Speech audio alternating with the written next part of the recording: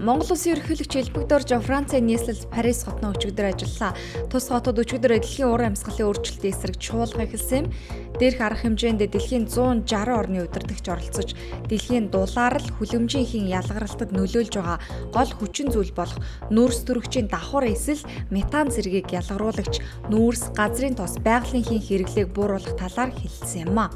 Улсын хурал дахь Монгол Ардын намын бүлэг өчигдрийн ээлжид хуралдаанаараа хөгжлийн банк тойрсон асуудлыг хэлсэн хууль хяналтын байгууллагад хандахаар шийджээ.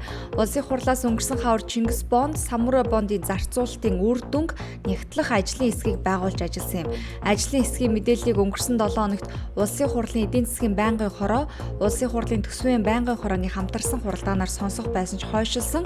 Үүний дараа дээрх ажлын хэсэг мэдээлэл хийж бондоос 5.4 сая $5 дутсан тухай мэдээлсэн юм а. Хотын А бүсэд байрлалтай 2698 м2 эзэмшил газартай Улаанбаатар Таймс сонины хэвлэх үйлдвэрийн барилгыг өчигдөр нээлттэй дуудлах худалдаагаар оруулжээ. Тус газрыг худалдах дуудлах худалдааны доод үн 7 тэрбум 155 сая төгрөгөөс эхэлж 24 тэрбум төгрөгөөр 2012 онд Монгол Улсын иргэншилтэй болсон Абдул Карим гэх иргэн үн хаялцаж худалдаа авчээ. Нийслэлийн 1-р өргөн амарчих газар энэ сарын 21-ний өдөр амарчгаар очсон 27 настай их тээж байсан хүүхдийнхээ хамт амиа алдсан харамсалтай хэрэг гарсан. Тэгвэл үүнтэй холбогдуулан Монгол Улсын шадар сайд, эрүүл мэндийн спортын сайдын үүрэг гүйцэтгэгч Оюунбаатар шийдвэр гаргаж ажлын хэсэг байгуулжээ. Тус ажлын хэсэг өргөн амарчих газрын тусламж үйлчилгээний нөхцөл байдалд үнэлэлт дүгнэлт хийсэн байна. Улмаараа тус амарчих газрын удирдлагуудад хариуцлага тооцохоор болсон байна. Эмч эмнэлгийн мэрэгчлэлтний ёс зүйн хэм хэмжээ, эмнэлзэн удирдамж, заавар, стандарт, дотоод журмын хэрэгжилтийг сайжруулах арга хэмжээ авахыг нийслэлийн эрүүл мэндийн газрын дарга Энх Батад ч үүргэвджээ.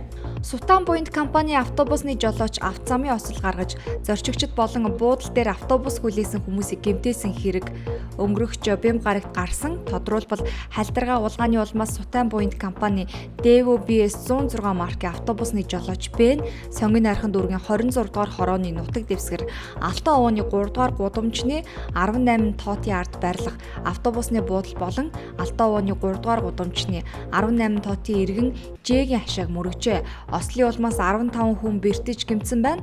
Бэртсэн иргэдийг гэмтэл савг судлалын үндэсний төвд хүргэсэн бөгөөд уг хэргийг замын цагдаагийн газар шалгаж байгаа юм байна.